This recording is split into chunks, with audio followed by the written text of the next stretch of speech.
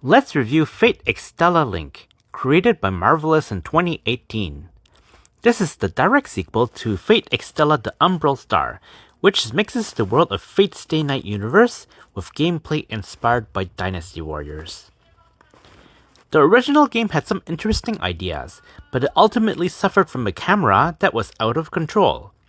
Sadly, Fate Extella Link also suffers from a similar pitfall to the first game. This game is clearly inspired by the extreme action combat of Dynasty Warriors. Each warrior effortlessly glides across the battlefield, slicing and dicing hundreds of foes with ease and grace.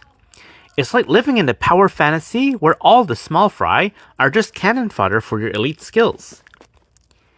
Maybe the game developers wanted to make a game that was more fast and more furious than Dynasty Warriors. However, they ended up making it too fast, too furious. The problem becomes super obvious when trying to attack a stationary object.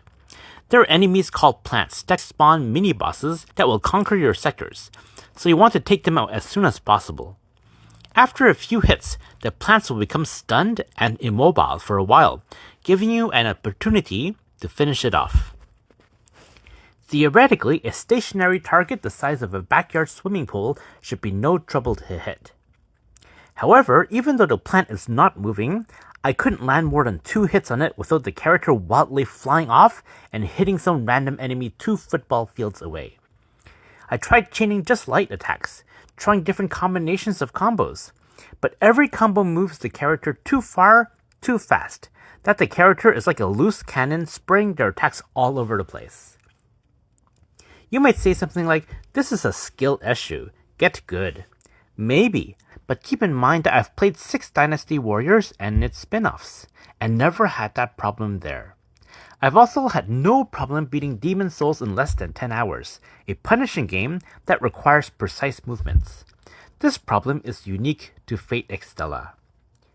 So let's say you manage to figure out the combos, camera, and movement. You'll learn to use the LB button to snap the camera behind a character. So what's the problem? Not so fast. You see, when you end the combo with a finisher, a lot of the time, the enemy is blown up into the air. The enemy can land anywhere unpredictably, and you have to spin the camera desperately to try to find the enemy. The lock-on feature is virtually non-existent. Your best bet is to keep the enemy from flying away and lock it down in a corner.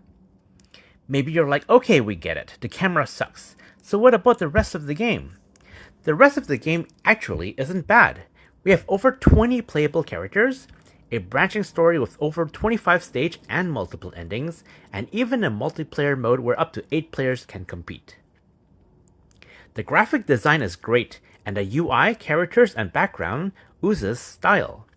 The game even has a gallery mode where you can collect and admire the 2D and 3D models and animation. The story is short. I feel that the fanciful and poetic dialogue that has always been a staple of the Fate Stay Night universe is being toned down heavily in this one. Bummer. Even the story seems a bit simplified. As for the gameplay, it's heavily objective based. You can hack and slash small fry all you want, but you will game over in 5 minutes when one of your essential allies will fall in the battlefield. Essentially, you are a babysitter on steroids, and you have to do everything yourself. All of your allies constantly get into trouble, and you have to save them, whether by defeating the enemy nearby, defeating the enemy bombarding them from another sector, or completing an objective before their health reaches 0. Thankfully, you can choose the difficulty of each level, and you can replay levels. This means you can first play a stage on easy to get a feel of the objectives, then play it again on normal for a better challenge. You have many tools in your arsenal. You have a light attack and heavy attack which strings into combo chains.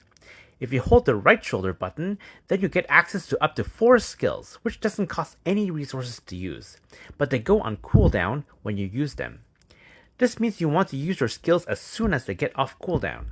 Then you get up to 4 spells mapped on the direction pad.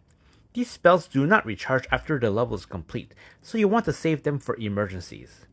Then you got a powered up mode, and finally an ultimate attack. For defense, you have jump, dash, and guard. Each sector is displayed on the minimap in the top right corner. Blue sectors are in your control, while red sectors are under enemy control. To conquer a sector, you must defeat small fry until the aggressors show up. The red marks under the minimap shows how many aggressors you have to defeat, and there's a red arrow pointing from your character to the nearest aggressor. Each character plays differently, and there are many characters to choose from to suit your style. It's refreshing to play a Fate game where Nero is not the main playable character. This game has frequent QuickTime events where you must mash a button to win a clash or deal damage. If you like challenging yourself to pressing buttons rapidly, this could be fun, but it can get tiring for your fingers after several hours of playing. While this game isn't bad, I feel that the unhelpful camera makes it difficult to recommend this game except for the hardcore Fate Stay Night fans or the Dynasty Warrior fans. It's not a bad game, but there are better games, so why not check out one of my other reviews to find one of those? Dadozy Gaming gives this game a 7 out of 10. Thanks for watching and happy gaming!